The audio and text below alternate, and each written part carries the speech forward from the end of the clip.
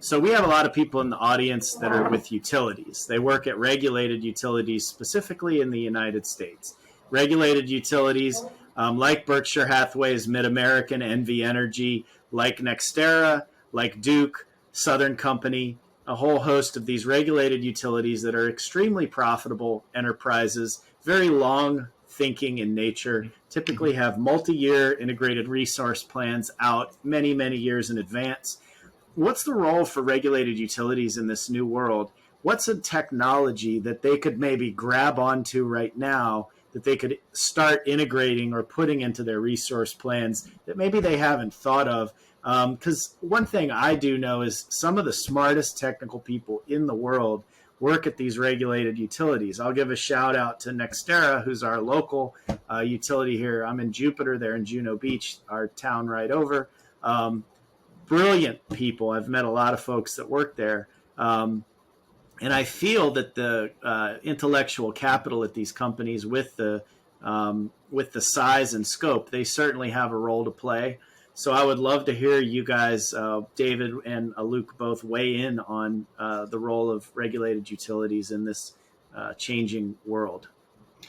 Yeah, sure. That is absolutely an interest to all these regulated utilities who kind of look at this world of the rapid transformation, kind of wonder where to start. So I have one suggestion, 3 words: virtual power plants.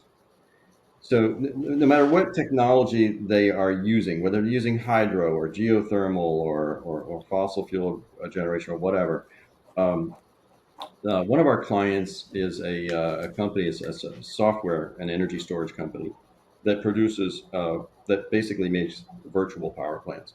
So what that means is that they have a very highly patented software algorithms that hook into energy production nodes, and that could be either an industrial facility, a cell of a cement plant, or any kind of plant, or it could be a substation of an electric power transmission operation, and it then measures in real time all of the demand and supply and discharge rates coming in and out of those nodes, and it basically bounces that off of an economic model with its algorithms and tells you where to transfer energy, at what rate to store it, to discharge it, and release it from each node in order to maximize your profit. In other words, minimize the costs, both considering the asset cost and considering the operating and maintenance cost at the time, in real time.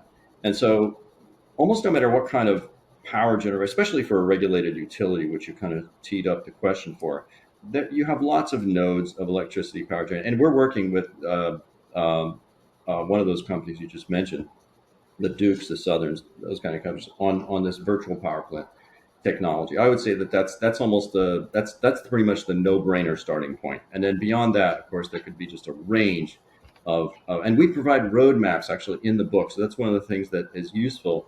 At the end of each chapter, we actually have a migration roadmap where we list about 5 to 10 different major technological and supply chain evolutionary steps that most companies would want to take.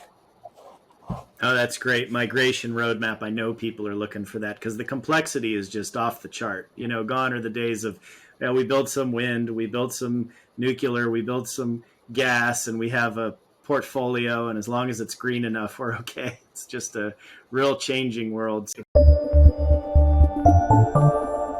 For more energy superheroes with Peter Perry, visit energy.media.